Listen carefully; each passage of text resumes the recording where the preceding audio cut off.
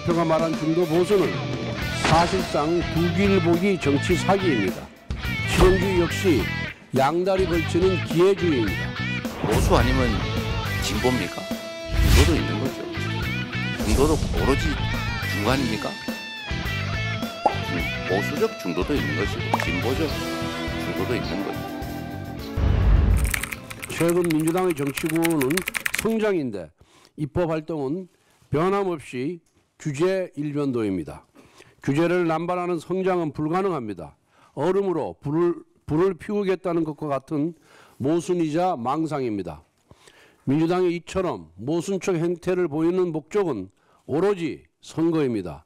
앞으로는 성장을 외치면서 중도층을 공략하고 실제로는 규제를 남발하면서 좌파 세력을 달래보려는 것입니다.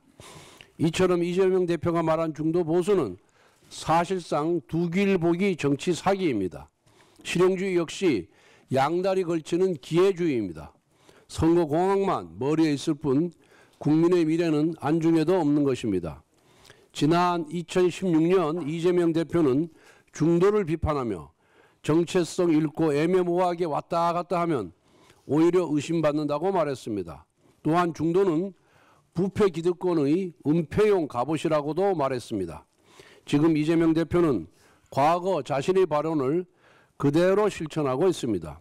중도 타령으로 민주당 내부에서 의심을 받고 있으며 자신의 정치적 극단주의를 중도라는 언어로 은폐하려고 하기 때문입니다. 중도 보수 논쟁이 한참인데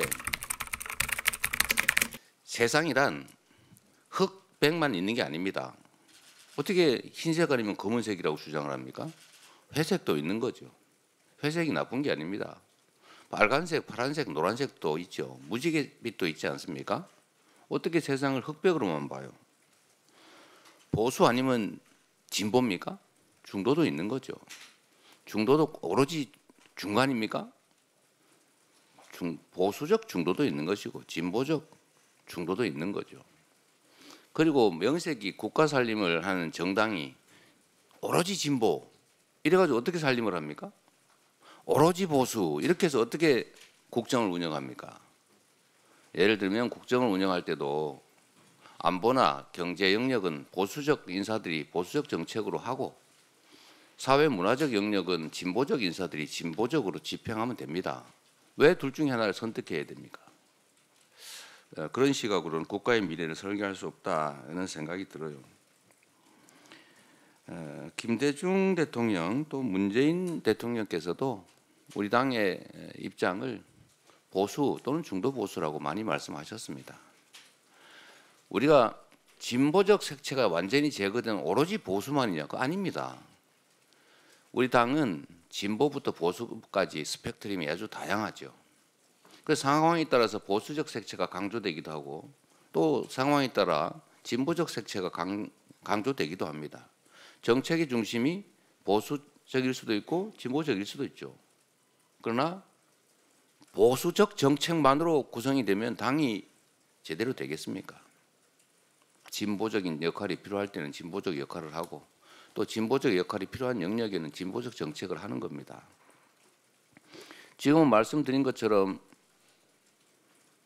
국민의힘의 무능 거기다가 이 내란 사태까지 겹쳐서 경제 상황이 너무 심하게 악화됐습니다.